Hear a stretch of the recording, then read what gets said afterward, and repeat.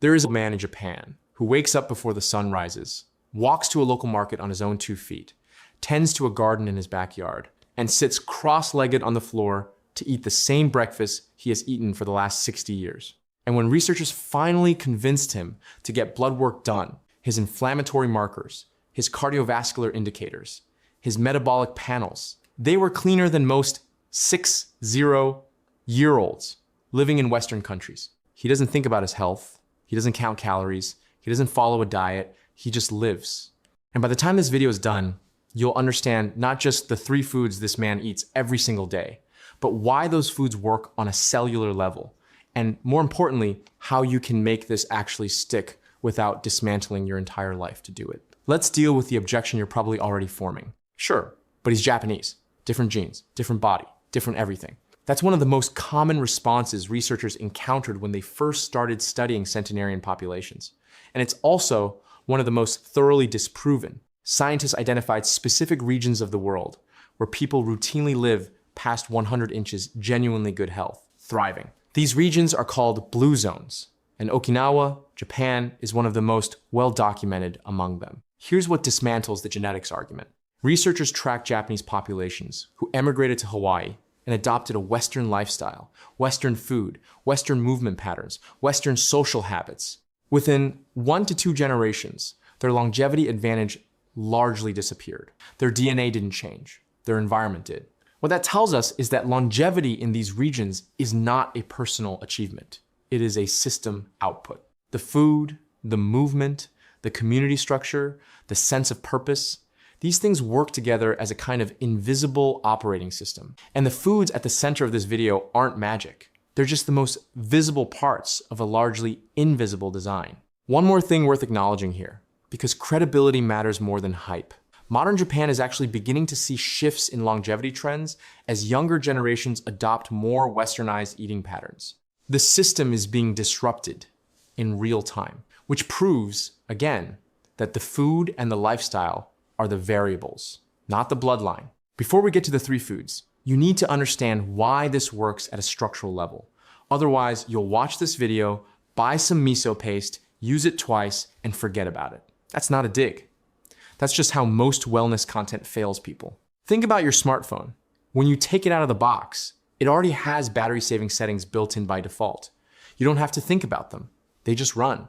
The healthy option is the default option. That is precisely how the Japanese longevity lifestyle operates. The 104-year-old man we talked about at the start of this video isn't disciplined in the way we romanticize discipline in Western culture. He doesn't white-knuckle his way through food cravings or force himself to exercise. His environment just makes the healthy choice, the easy choice. Take something called NEAT, which stands for Non-Exercise Activity Thermogenesis. In plain language, it's the calories you burn through everyday movement that isn't formal exercise. Walking to the market instead of driving. Sitting on the floor to eat, which requires getting up and down roughly 30 times a day. The mechanical equivalent of 30 squats performed without a single conscious thought about fitness.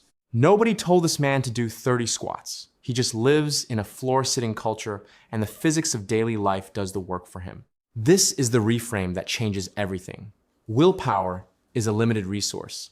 Every diet that asks you to power through cravings using willpower is working against your biology. The Japanese longevity lifestyle is built around not needing it. Keep that in mind as we go through each food. The goal isn't to add heroic habits. It's to lower the friction around good ones. Food 1. Miso is fermented soybean paste. It has been a staple of Japanese cooking for over 1,000 years. And before your brain files it under exotic ingredient I'll never actually buy, here's what you need to know. Your gut contains somewhere in the range of 38 trillion bacteria. That community of organisms, called the gut microbiome, regulates your immune function, your inflammatory response, your mood, your hormonal signaling, and several of the biological processes most directly linked to how fast you age. Think of your gut like a garden. Fermented foods are the water and the sunlight that keep that garden productive. A neglected gut microbiome is associated with accelerated inflammation, and chronic low-grade inflammation is one of the most consistent biological drivers of age-related disease. Miso delivers live bacterial cultures directly to that system. Now here's the practical part. Miso paste is available in most grocery stores. It lasts for months in the refrigerator. And dissolving a teaspoon of it in hot water with a piece of dried seaweed and a small cube of tofu takes under 2 minutes. That is your miso soup. It costs less than $1 per serving. The reason this habit sticks in Japanese culture isn't discipline. It's that miso broth is warm, savory, satisfying, and genuinely delicious. The habit sustains itself. That's the whole point. Food 2, natto. This is where things get honest.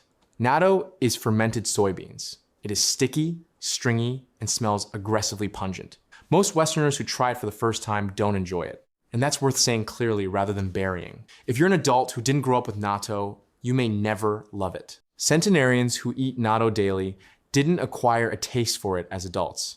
They grew up with it. Which means if you hate it, you are not failing some longevity test. You're just encountering a food your palate never learned. But here's why it's on this list. During the fermentation process, natto produces an enzyme called nattokinase, which has been studied for its role in cardiovascular health. Natto is also one of the very few non-animal sources of vitamin K2, a nutrient that plays a specific role in directing calcium into bones and keeping it out of arteries. There's also the concept of bioavailability to understand here. Bioavailability simply means how much of a nutrient your body can actually absorb and use after you consume it. Fermented foods score consistently higher on this measure than their unfermented counterparts, meaning your body extracts more from them. If natto isn't going to happen for you, that's fine. Tempeh is a fermented soy product with overlapping benefits and a much more approachable texture. High-quality miso in larger quantities captures many of the same advantages. The specific vehicle matters less than the underlying principle. Fermented foods belong in your daily routine. Food 3, seaweed, specifically wakame.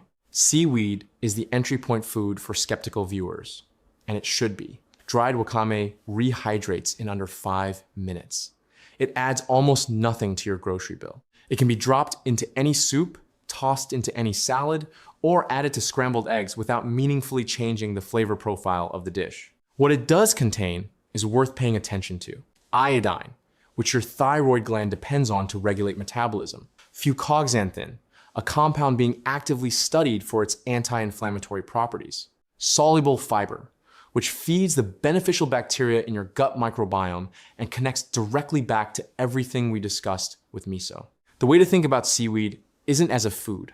It's more like a nutritional seasoning. You're not replacing a meal. You're enhancing what you're already eating.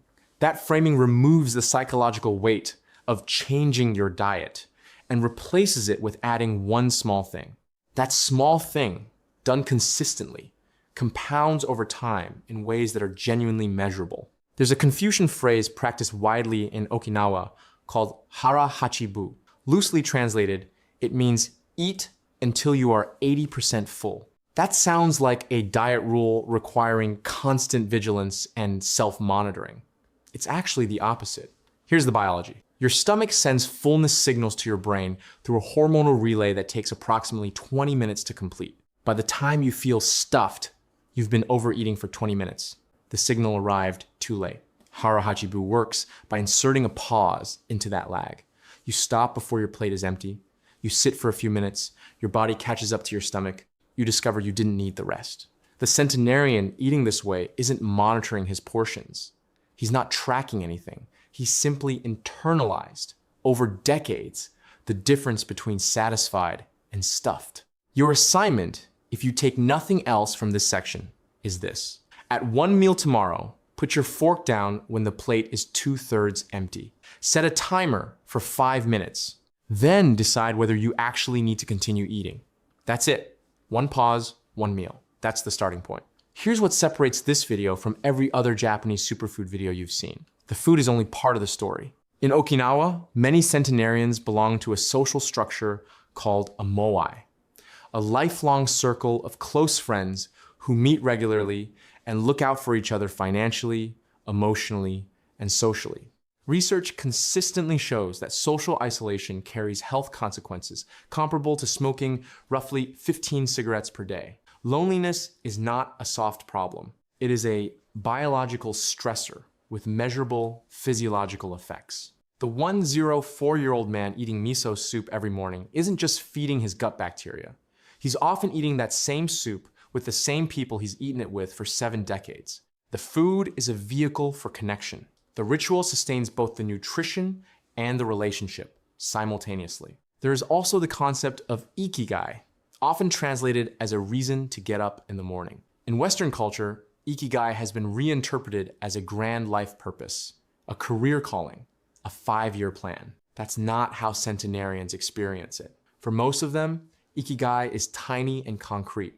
Watering a specific plant, feeding the neighborhood cats, meeting a neighbor for tea, at the same bench, at the same time, every Tuesday. Micro-purpose reduces chronic psychological stress. And chronic psychological stress is one of the most powerful accelerants of biological aging we know of. You can eat all the natto in the world.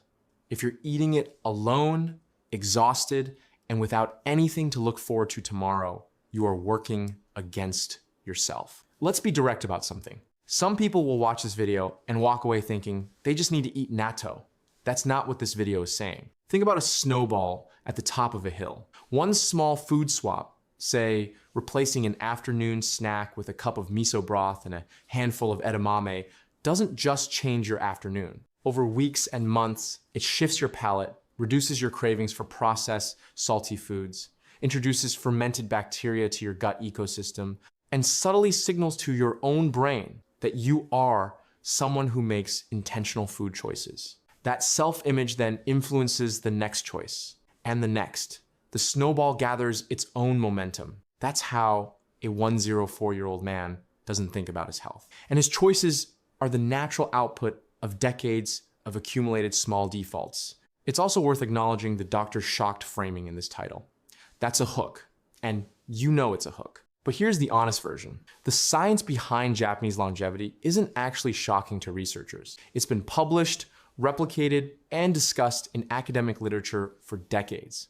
What's genuinely surprising is how simple and low effort the core behaviors are, especially compared to the $80 billion wellness industry that profits from convincing you that health is complicated. It isn't complicated. It's just not profitable to tell you that. Let's bring this home with 3 specific small actions. Not a lifestyle overhaul. 3 things. First, buy miso paste this week. Most grocery stores carry it in the refrigerated section near tofu. Start with a light or white miso, which is the most mild. Dissolve a teaspoon in hot water. Add whatever vegetables are in your fridge, and drink it in the morning instead of or alongside your coffee. Do it 3 times this week and notice how your body responds. Second, practice the 80% rule at 1 meal tomorrow. Put your fork down before the plate is empty. Wait 5 minutes. That's the entire practice. You're not committing to a new diet. You're running a single experiment on your own biology. Identify one micro-purpose for this week. Not a life goal. One small, concrete thing to look forward to. A walk with a specific person. A phone call you've been putting off. A cup of tea at your favorite spot on a specific morning. Small purpose, compounded daily, is what keeps the system running. The 104-year-old man at the center of this video isn't extraordinary because he has unusual willpower or exceptional genetics. He's extraordinary because he lives inside a system that makes health the default outcome. The goal for you isn't to copy his exact routine. It's to start building your own low-friction system, one small default at a time. Now, here's a question worth sitting with. Out of everything covered in this video, which one change do you think would have the biggest impact on your life right now? Drop it in the comments.